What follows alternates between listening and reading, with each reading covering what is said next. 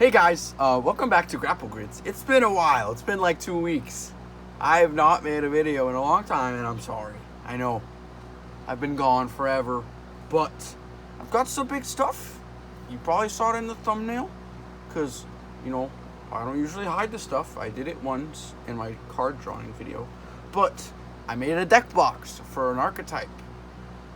So that's cool, but this is the this was the first one I made. So I drew it. I think I drew it on the paper. I'll show you the paper I use. I use this. But I drew it on the paper. Like I hadn't cut it out yet, so I didn't fold it to see where these connected. So you see all of this is like connected, and it looks kind of cooler. This part, since it wasn't like, since I couldn't see where it connected, it just looks like boring. But it still looks cool. I liked it. And it also was super tight on the cards because I did it exactly to fit the size. But then I decided I'm going to take the time to remake it. And we turned out with this beautiful deck box. And on the top, this one says Grapple Grids. On the top of this one it says Doodler deck. And I like having like the cards, like the archetype in the name. And then Grapple Grids CCG, all lowercase. That's my channel. Subscribe to that guy. He's really cool. We got most of the Doodlers. We're missing blue and pink. There wasn't room for them, but hey, at least we got most of them. I'm gonna do a deck profile because the deck's in here, and then I'm gonna show you all the archetypes that I already have, and you guys are gonna pick in the comments what archetype you'd like to see me to make the other deck box for, which I think is gonna be really cool and really fun. And I'm probably gonna post or something in like the Epic Underworlds Discord. I have my own channel in there. It's called Grapple Grids TCG or just Grapple Grids. So if you're in that Discord, or if you want to join it, you can join his, and you can text in there, which I'll probably respond easier in there, or like better, and then we can have like kind of a conversation. But that's only if you have it. And also I had a channel compliment me. I forgot the channel. I'm gonna see if I'm subscribed to them on this account. I'm not. I'm looking on another account I have. I'm subscribed to most people, but he put me on his top 7 of under 1,000 subscriber YouTubers. So I'm very happy about that. Thank you, smiley face guy. You know who you are. But we're gonna go through these. We're gonna look at them. I put little flaps on this. This one didn't have the flaps, so it looks kind of worse. Anyways, this one's I made it about 1 millimeter thicker, so it fits a lot better. The glare is gonna be pretty bad, so I'm gonna have to tilt it. But I didn't read the contents. It contains 33 creature cards and 5 effector cards. I think you guys have missed a lot, actually. I don't know.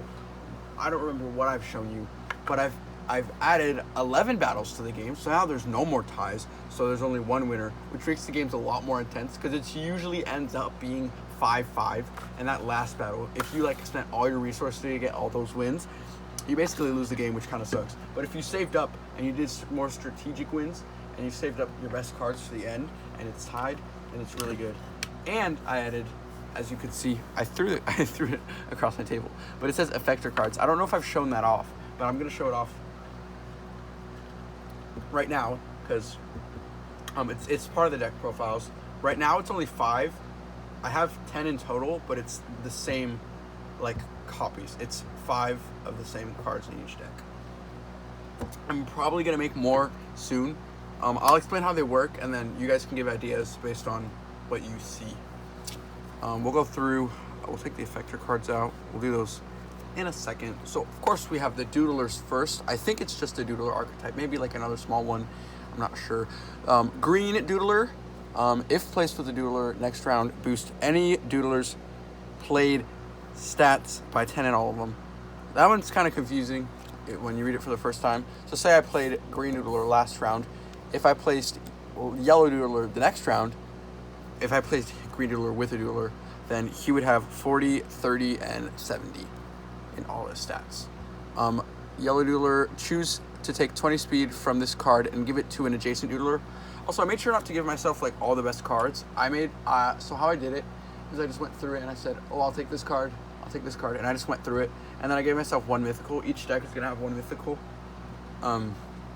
Unless it's from the archetype, that's different. Like, say you had the undeads, then the undead Leviathan wouldn't count towards your one mythical.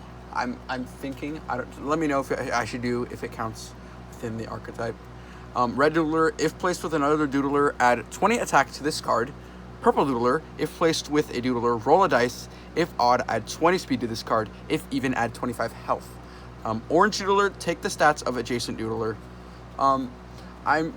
I need your opinion on this one, actually. Should I make it where it's an option? So, like, even though it says take the stats of adjacent Doodler, should you be able to choose to take it, or should you be forced to take it?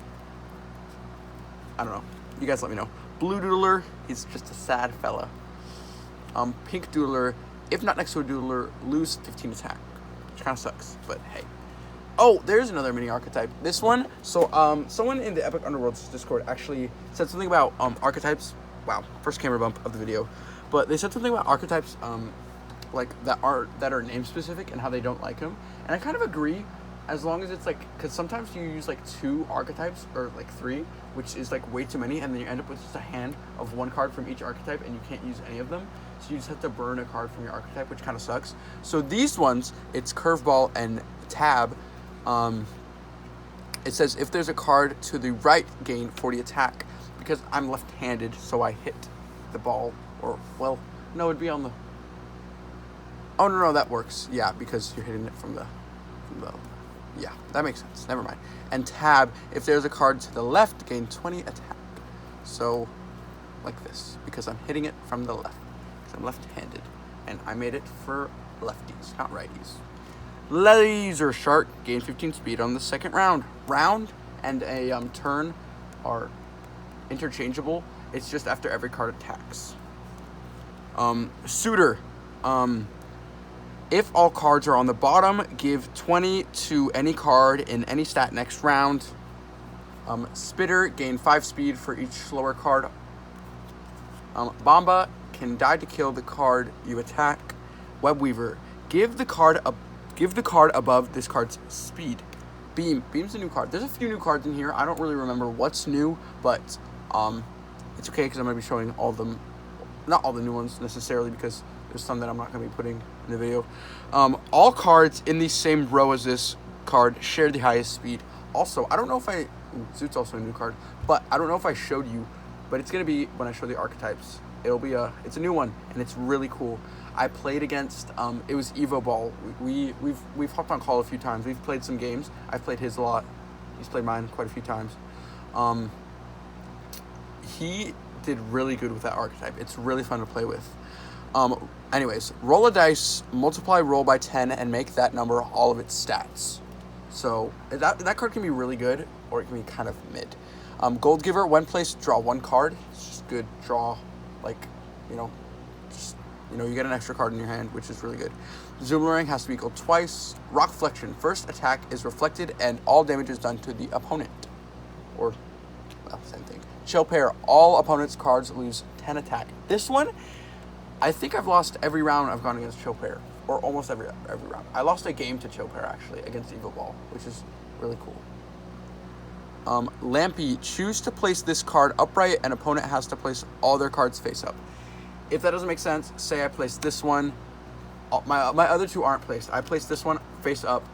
I tell my opponent that the ability, if they don't know what the ability is, then they have to place all their cards face up. So basically that means your other 2 cards can counter whatever they play, or you can just choose to not go in if they play really good cards. Slakehorn, no ability. Watercolors can steal 1 stat from opponent's furthest card. Scythen, no ability. Rats, no ability. Rats, I think, could actually be really good because it has decent health and decent speed. So if you just get some cards that can buff its attack, or get a Effector card that can buff its attack, which, you don't know what the Effector cards do, but I'll explain that later. Tornado, if opponent has a card in the middle, choose where it goes. Whoosh, push. Push any opponent's cards in the same column all the way back.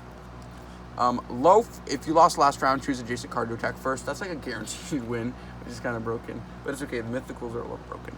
Ballfire, gain 20 health each turn, and each adjacent card gets 5 speed per card adjacent.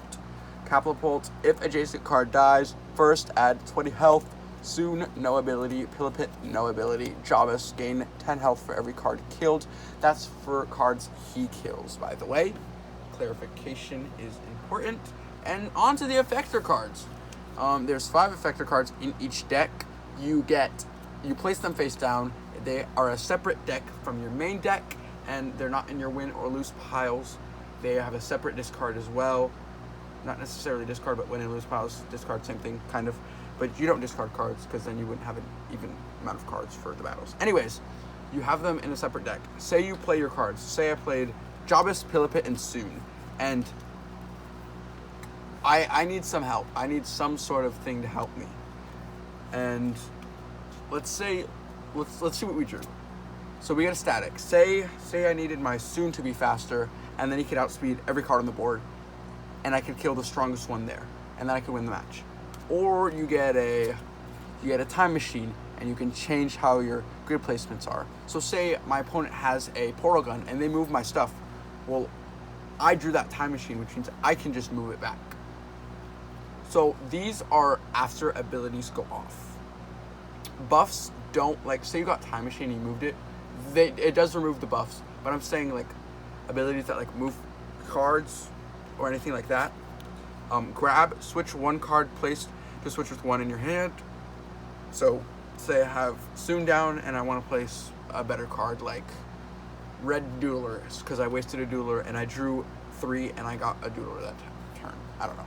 Broccoli, picks a card to gain 20 health, and Get Swole, pick a card to gain 20 attack. So there's like 3 basic ones, which are just buffing one, like 20 in one stat, which is good. And then you don't get to choose what you get, you just flip it. So it's kind of situational, and you only get 5 of them, which means that you get a little less than 50%. You get 5 out of the 11 rounds, which isn't bad. And it's really fun because it adds a little bit of strategy, because you know you can draw the cards, but then your opponent can also draw. But if they get like a bad draw, they could lose in the round.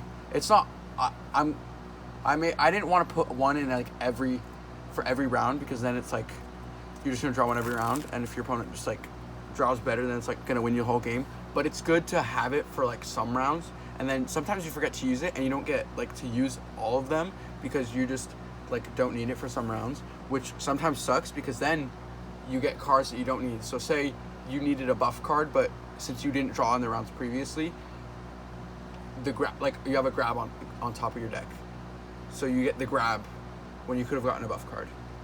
It's like some strategy, and I like it. I have like a lore idea, which is pretty cool. I'll explain that in a little bit, but it's on to the archetypes, and you guys are gonna say which ones you want. There's some small ones, which I think I'm gonna do a small one and a big one in each deck. So there's gonna be 2 decks for now, and then maybe I'll do a battle video on them. Small is 3 and under, and then a big archetype is 4 and above. So there's Dill, Super Dill, and Cucumber. Oh, I should probably read their abilities. Dill, Hidden Powers, ? That's just flavor text, it's in quotations.